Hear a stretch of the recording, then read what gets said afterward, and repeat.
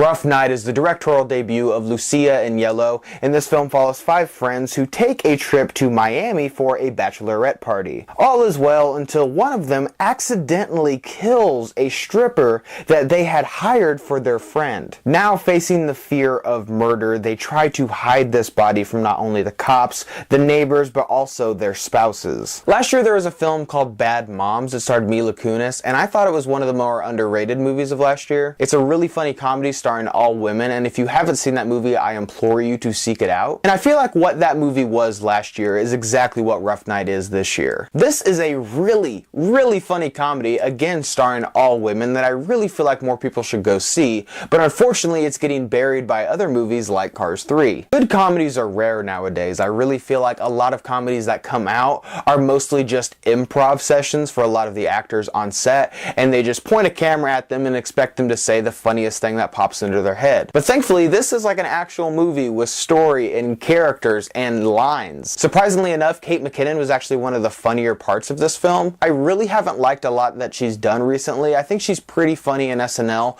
but Ghostbusters and Office Christmas Party, I really feel like she wasn't funny at all. But finally, she has a good movie that she can actually show what she can do comedically, and she completely delivers. She had me laughing a lot in this movie. Jillian Bell is also in this movie, and she was in another film this year called Fist Fight, which I really didn't feel like was very funny at all. But now that she's in a good movie like Kate McKinnon, she's allowed to show what she can do comedically. And she, like her co-star, had me laughing consistently throughout this entire film. Paul W. Downs portrays the fiance of Scarlett Johansson, who is the bride-to-be in this movie. And he has this entire subplot where he's worried about what's going on. And his entire side of his story is so funny. Every time they cut back to him, I was consistently laughing. And I was actually really glad to see that one of his friends was portrayed by Bo Burnham, who is one of my favorite comedians. But his side plot, I really feel like didn't detract from the film at all. In fact, every time they cut back to him, I noticed that I was really laughing every time that he was on screen. Which, if your main plot point and your side plot are both very funny and entertaining, then you've got a hilarious, fun ride on your hands. And that's what Rough Night is. And really the only negative I can even say about this film is it's a little derivative of films that come before it. There's obviously Weekend at Bernie's, but there's also Very Bad Things, which is about a bachelor party essentially doing the same thing.